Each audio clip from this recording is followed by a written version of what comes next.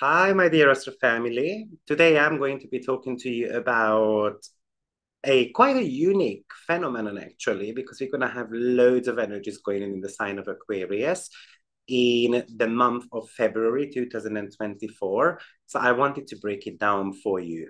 But before we do that, if you are interested, you want to have a reading with me, or you want to learn astrology with me, then at the moment, everything is on 50% off because this is my birthday week. I'm celebrating my birthday. So you might want to be grabbing the opportunity to have a personal reading with me. Now, I've got some really interesting courses and webinars coming up as well. These are new ones. You can check them out on my website. For example, we're going to be talking about death triggers. I know this is a controversial topic, but at the end of the day, we do need to talk about them, don't we? Or we're going to examine how Lilith works in the chart. It's going to be at least a 12-hour recording. We're going to look at quincunxes as the aspect of health, or I'm going to give you an ultimate guide on the 12th house. I think that is something really important for many of you. We're going to be looking at the signs on the 12th house, cusp planet in the 12th house, so that you can have a great understanding over the meaning of your own 12th house. Anyway, the last one I would like to mention is, for example, the solar return workshop. I did one before, but that was about the patterns of the chart. This time around, I'm going to be giving you a step-by-step guide how to read a solar return chart with examples. It should be approximately about 4 hours. So if you want to become a professional astrologer and you want to be able to read your own solar return chart, you know what, this is a course to go for.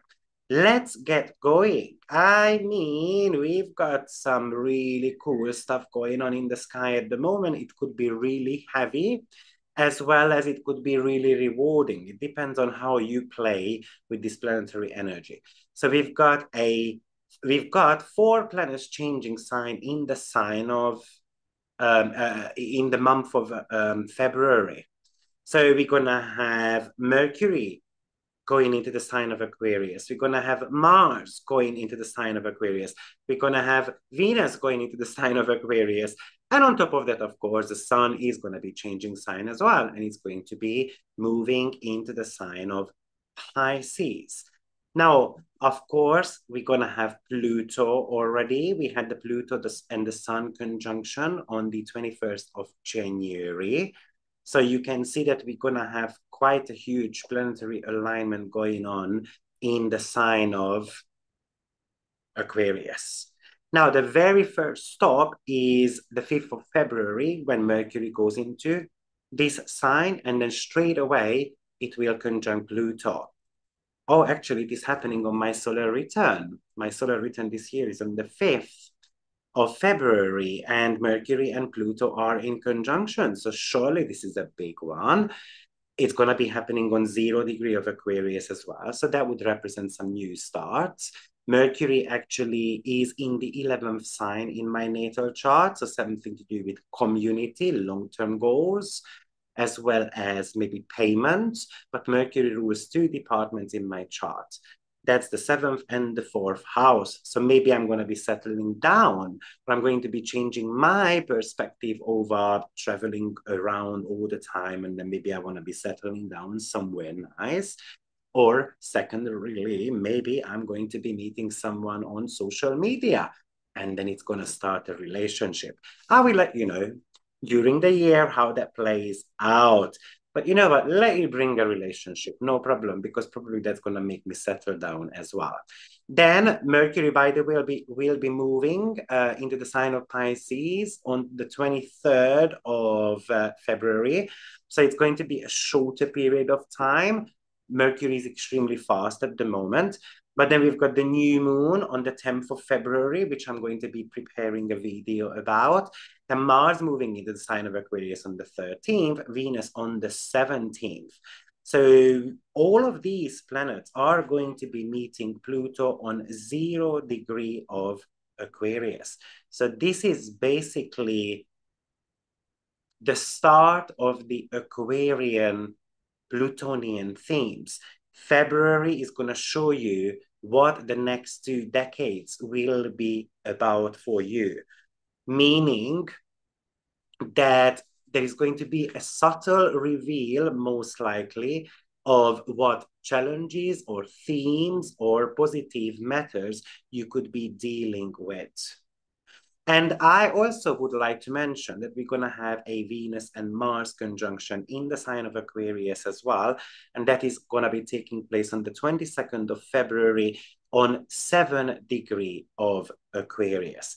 So obviously Venus and Mars is the planet of war combo, but also it talks to you about a new love cycle as well. So on a collective level, that starts on 7 degree of Aquarius. Now, the dispositor of this whole planetary alignment is Saturn, which is going to have a conjunction to the Sun. So this is, I think, a super important month. I would call this as Pluto being on steroids at the moment. This is the month when you have to pay attention what is coming into your life, as this will be probably a major theme for you in the next, maybe 5 years, but it might be 2 decades. Okay, before we jump into it, I want to talk to you about what stelliums are, because this is a stellium from a traditional point of view. So a stellium would be a concentrated energy in one house or sign. Stellium is a complex planetary alignment, just like humans. Stellium gives us this laser focus on a particular area of life. Typically, it brings complications, complicated combination of issues, interests, but also it gives you gifts as well at the same time. I tend to call stelliums as a major life purpose. Often, stellium becomes a career indicator as well. When you have got a stellium in your chart, it makes you unique, and usually it prompts you to think outside of the box. So what is stellium? There is 5 definitions. More than 3 planets in a sign or a house. I think it's wrong. Stellium this is one of the definitions. I think it's wrong. Why? The reason why, because 38% of the population have stellium then in their chart. So are you telling me that 38% of the people have got some type of special talent, interests, and so forth? Unfortunately, we cannot see that at the moment. Of course, every single person is unique. Okay, so that's the specialty. But the stellium people actually show their uniqueness as well at one point. And that 38-40% is a little bit too much for me. More than 4 planets. So the second definition is more than 4 planets in a sign or a house. So this is the one I tend to be using, more than 4 planets. But we need to be a little bit more specific about that as well, which I'm going to come up in a short while. The third definition is more than 4 planets within 30 degrees. I don't agree with this. So it means that you can have, let's say, 2 planets in the sign of Sagittarius and then 2 planets in the sign of Capricorn, but they are within 30 degrees. And that would be a stellium. I don't think it's going to work either. So what I like seeing is, and this is the classical interpretation of the stellium. Sometimes my problem, and I'm not saying that modern astrology doesn't work, don't get me wrong, but we tend to put our own twist on it because we want to be standing out somehow, okay?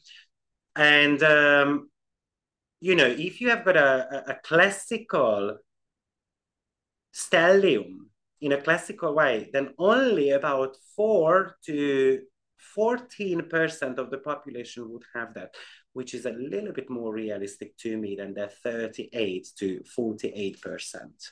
So the classical interpretation of a stellium is that more than four or more than four planets in a sign that needs to include two other planets than the Sun, Venus, or Mercury. So why is that? You cannot call Sun, Venus, and Mercury as a stellium.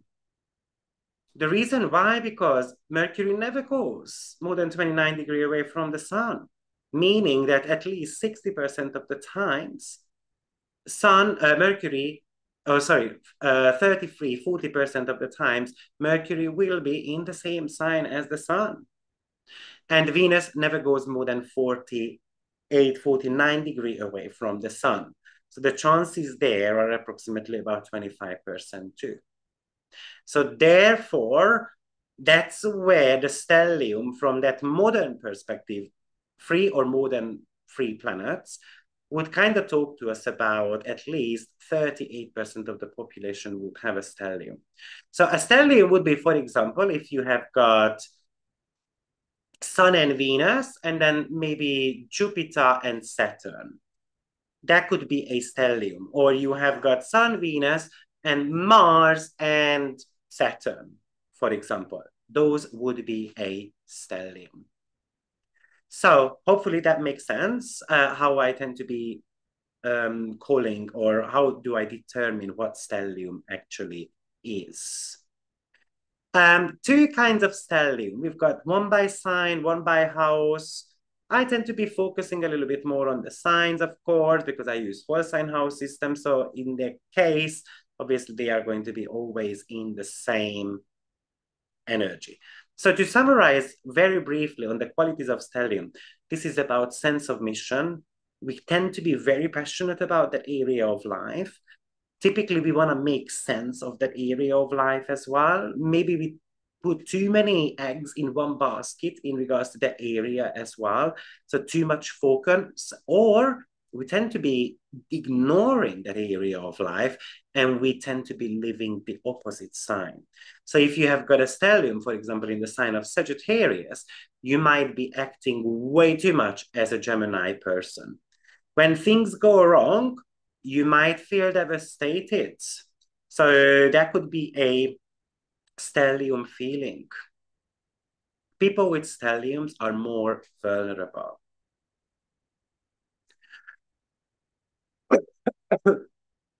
Excuse me.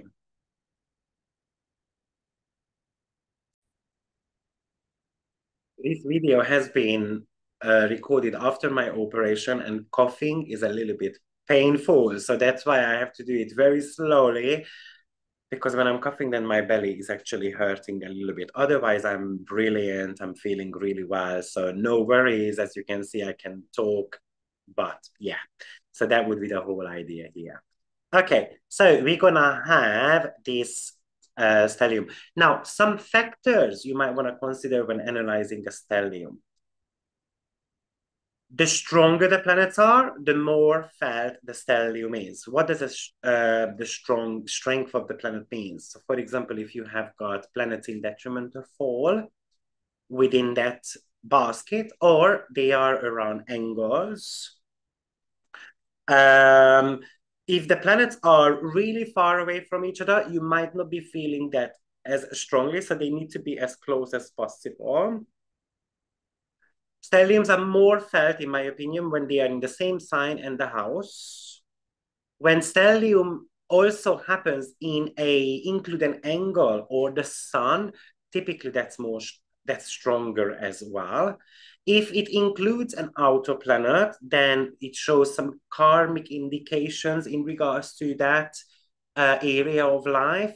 And if the stellium is part of a configuration such as a T-square, a yod, a grand cross, those are typically really, really, really fat. I look at the stelliums as life mission, career goals, especially when the MC or the second, sixth, and the 10th house or the house rulers are involved. or even Saturn is involved, or if stellium is happening in the sign of Virgo, Taurus, or Capricorn, surely those are going to be talking about career matters, for example, for us. Okay, so this is happening in the sign of Aquarius. So let's break that down. So when we look at the interest of Aquarius, right? So that's about freedom, groups, friends, IT, AI, computers, technology, trends, modernizing things. It could talk to us about market, the free movement of products, right? From a role point of view, Aquarius is the inventor, the technician, the person who puts phones together. So I'm curious to see what Samsung is coming out with actually, because Samsung is coming out at the end of January or February, something like that. So maybe this phone is going to be setting some new trends in a way, but internet related businesses and the people working there, and maybe the scientists belong here as well. Aquarius, from a positive point of view, is intelligent, futuristic approach to life, activists, humanitarian. They are they are thinkers. They think outside of the box, and they do not want to fit the mold. From a negative point of view, it can be very stubborn. They have got inner saboteurs. They are rebellious. They go against every single norm. They provoke others, they explode, erratic, and emotionally they become detached. So these topics can become quite important in the next 1 month at least. But let's break down what is happening. So first stop is Mercury and Pluto. So meeting point on 0 degree. It has got an investigative quality. So maybe we're going to be investigating what structures and systems are. If it happens, for example, at your 10th house, then you might be analyzing the structure of the workplace you are at. And you're going to start thinking Mercury, whether you are at the right place or not. Aquarius is really scientific. And Mercury Pluto love that too. So it is great to make innovation of our futuristic goals and aims, or to create something new, to give birth to a creative product. But also this would talk to you about to look at how you think about the world. This could change your world view, how you approach the world. Maybe you have to be approaching world a little bit more from a practical point of view, but also asking you to look at it from multiple angles, or just look at things, how things would work out if you did something in a different way. It's very much about making small changes. This Pluto, because, sorry, not Pluto, Aquarius, it's an opposing sign to Leo. And Leo is about confidence. So in Aquarius, we meet people who either help us grow our confidence, or they're going to be hindering those. So why am I getting people into my life who try to knock me out? They are a reminder of something. So in Aquarius, we need to start looking at, especially with Pluto and Mercury, in ourselves in a very objective way. Maybe some of the questions that might be popping up in the next couple of months is, what does it mean to be human? Maybe questions around AI, whether a machine can do jobs instead of a human being or not. Maybe it's the morality element that is going to be coming up here, that why do we allow computers to do job instead of us? Of course, there's a reason for that, right? But we can have these big questions coming up. And what is the difference between a human and a machine? So this could indicate brain research, or the exposure of media personalities as well, or the truth about how the media functions. I mean, of course, Aquarius is an air sign, so it comes with loads of intellect. Mercury is a airy planet as well. It connects to the mind and intellect too. There's loads of thinking going on with this combination. And Pluto is the planet of change. So the thinking needs to be changing. It is reminding us that we all have to have a progressive mindset. Maybe we're going to start thinking a lot more about how to change our future for the better. Or you're going to be quite worried about the future because the things that are going down on this earth maybe is quite troublesome, and then you're going to start being worried. Well, we're going to go on now. I'm just breaking down some planetary alignments so that at the end we can kind of read them together.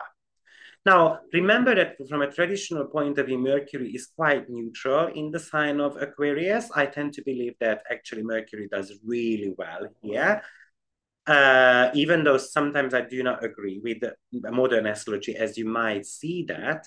Like recently, someone said on a Facebook group that sixth house rules legal matters. And I asked it politely, okay, what are the rationales behind that, please? Can someone explain that to me? And they said to me, well, this is just a concept you need to accept. This is my favorite sentence. One of the favorite sentences, people might come up with. Well, I need a rational explanation for it. And I was like, may I ask if it's a Vedic system? And they said, yes, it is. And I was like, I thought so. And I said, okay, let's just stick with some rules here. Ninth house is something to do with legality. Seventh house is the opponent. 10th house is the judge.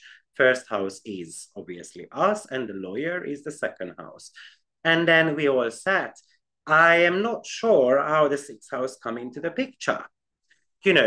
Maybe there is an explanation for it, but I have got a limited mindset. So this Mercury-Pluto maybe is an invitation for me to do research about it. Why would the sixth house connect to legal matters, right? So not necessarily judging it, but having a progressive, open mindset and look at it in a different way and do research. So I think it's a great example to kind of understand or to explain what Mercury-Pluto could talk to us about. So Mercury does, I think, really well in the sign of Aquarius. It's the planet of communication. So communication can be a lot more supported while it is in the sign of Aquarius, but we need to have a bit of a tweak on it. So maybe the way how we communicate, it's on 0 degree, the conjunction, right? So we need something new with it. And Pluto is telling you that the old ways, it might not be working. Remember, Pluto destroys things first, and then it wants you to kind of come up with something new. It's a planet of death and rebirth.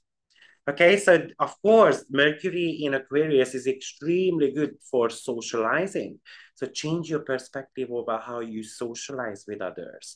Maybe it's about having the courage. Mars will be there too, planet of courage. Having the courage of speaking up right in front of a community to back up your own ideas, not to allow others to steal your ideas. And maybe you can also change other people's perspective, as well as they can change your perspective on your fixed ideology. Because Aquarius is a fixed air, so it's about fixed ideology. So Mars will be moving into the sign of Aquarius for approximately about 6 weeks. So what Mars does is that it's pushing things forward. So Mercury was the first planet. So this pretty much we had a research of certain type of ideas, and then now Mars comes into the picture and then trying to push them out. Maybe it's trying to push something down on your throat. So maybe I'm going with my example, right? So we came up with the idea that the sixth house rules legal matters, okay? And I have to be doing some research, and then someone is going to try to push that down on my throat now. Right? So they are forcing me to accept this piece of information. Okay, but also it could indicate that you are going to be fighting against a piece of information or for a piece of information. Maybe you want to get a piece of information and then they do not want to give it to you. Maybe you just want to get the facts right with this combination, or maybe you are really motivated to make improvements of how the data collection is happening around you, or how the information is shared with others, or the accuracy of information as well. Or it's just really about pushing your ideas forward so it becomes more available to others as well. Now, of course, what's going to happen is that we're going to have Mars meeting Pluto immediately. Now, it can make someone really ambitious. It can really give us heightened sexual drive. Maybe it's about group sex in the sign of Aquarius, but also it gives lust for power. And Aquarius is one of the signs that is connected to politics. So it's kind of like flexing your muscles as a strong politician that, you know what, I'm the king and I'm the greatest one, and I'm going to lead this world to power, and let's go to war. Unfortunately, hopefully, this is not a war combo, but it can be with Mars, Pluto, Venus. Whenever Mars and Venus are doing something, it can represent, unfortunately, war. The planet of peace and the planet of war kind of meeting. And obviously, Venus also rules negotiations. So when we cannot see eye to eye, then what people do, they start having an argument. On top of that, Venus and Mars are natural enemies as well. But anyway, I'm going to come on to Venus shortly. Okay, so this is really about kind of like flexing the muscles here. The muscle comes from the fact that Aquarius is a fixed sign. So it's kind of like your intellectual muscles. You are trying to prove the point that you have more knowledge over something than others. So this could lead to selfishness, ruthless behavior, and even violence as well, unfortunately. Let's see. Obviously, with Pluto, Mars, it's very much about an invitation to chase your desires. So let's suppose that you want to be part of a group. You've got some long-term goals, and then you're going to start chasing them. You had the ideas with Mercury and Pluto. Now you have to chase them. You have to get them done. You have to get the leash or the lead in your own hand. It's about finding solutions to problems as well, or getting the power back into your life as well, in regards to the house position, wherever the Aquarius cusp is. Also, Pluto Mars can make you a little bit more on the selfish side. It might be about working independently, but also having to rely on other people as well sometimes. Pluto Mars becomes very passionate about something. So we are very passionate to have freedom. We are very passionate to launch a internet business, for example. I read a nice quote recently that, or it wasn't a quote actually, someone shared their kind of true story, and they said that people were judging him for trying to open his own business. And his reply was to these people that, but shall I wait a year for 25p pay rise so that I can do a little bit better financially? It's not worth it. Let me try my own luck and make money for myself rather than making money for others who might not be appreciating my efforts. And I really loved this, because this was one of the motivations why I've decided to become self-employed myself. And maybe this is a Pluto Mars type of energy where, you know what, sometimes you have to be selfish without harming others. However, with Pluto Mars, it's easy to harm people also. So what are you passionate about? Then show endurance, strength, get the tasks completed right in front of you, get going, push your ideas forward, be domineering, be aggressive. This could talk to you about doing a little bit more of an aggressive marketing so that you can make more money. Remember, Aquarius is a money sign because it's fixed, and fixity is about stability. Fixed signs want to stabilize things in our life.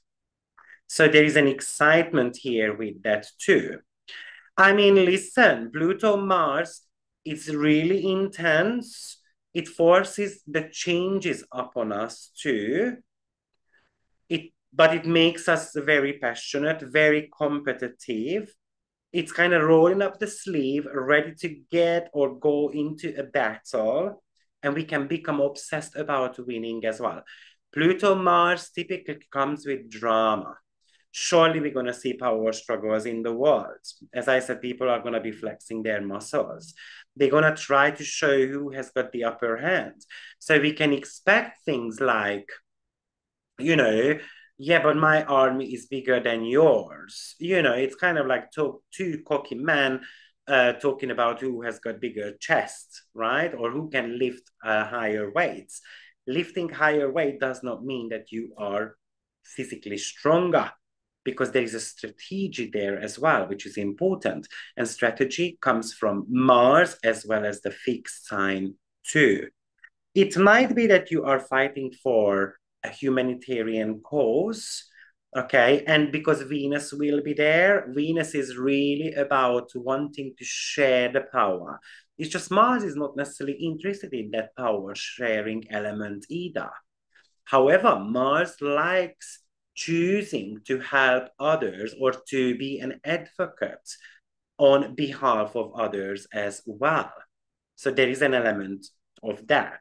Now, then we've got Venus joining this combo too, which is really about meeting new people, meeting new love, connecting people together, introducing people to each other. So it's really about sharing what what I know, sitting down kind of around this. It's kind of like a 6-chair challenge, right? In X Factor or whatever it was in. Right, we've got a common goal, Aquarius. We've got the judges here, and it looks like Pluto is the judge pretty much now because everyone is joining Pluto.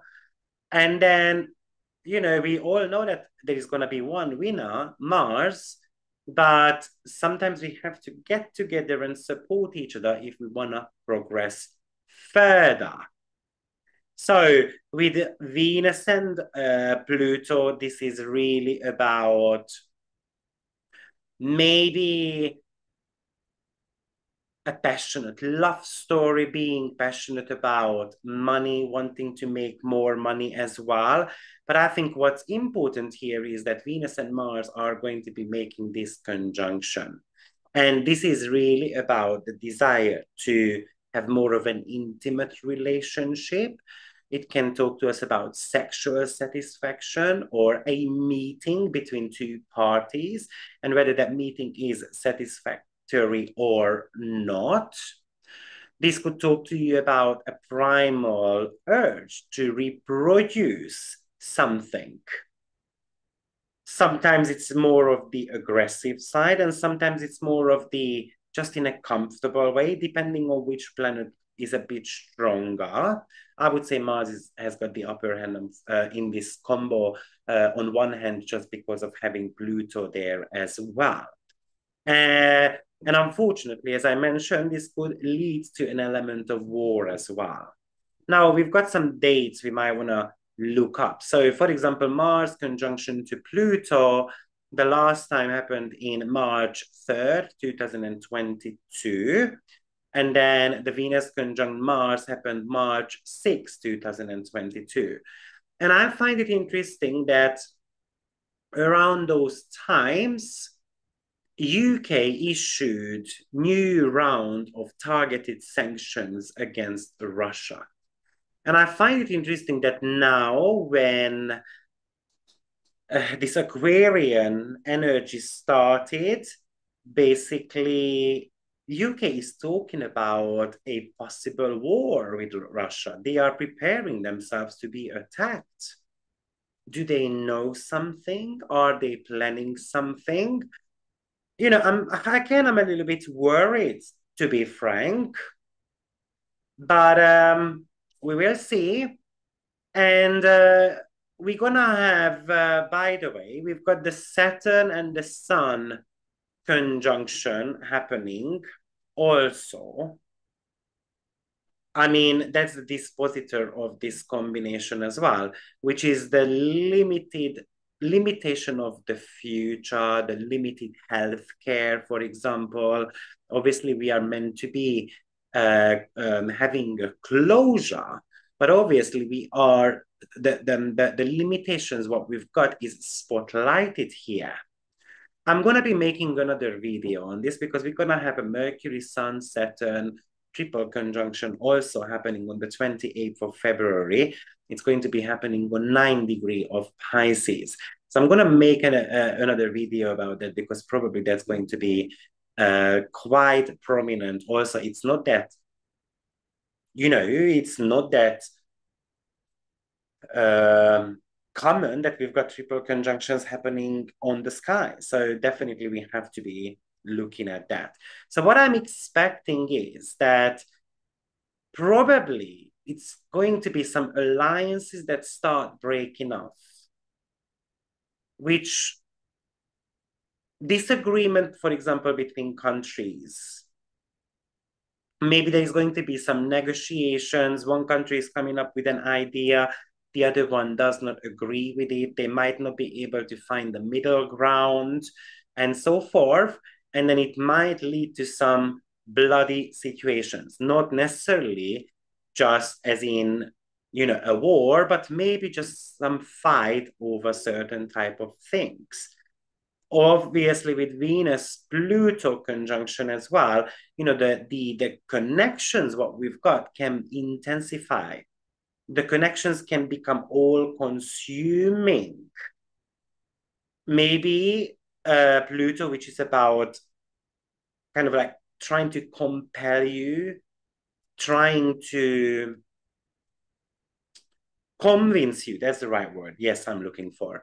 Trying to convince you about something. But the question is, are we going to accept it? I mean, Venus and Pluto, Venus is trying to compel you with their, sexuality and charm and the beautiful smile. And they lay down cakes for you on the table. They would do any type of these little small gestures to get you do things the way they want them to do. So they are really sweet, they are really charming. But the ultimate goal of Venus is to gain money out of it, for example, or to have pleasure, or to form a relationship with the person. And then later on, what happens is that it leads to disappointment because once I get you, once I got something that I needed from you, then I might be acting in completely different way. So probably we're going to have a lot more talk about wars.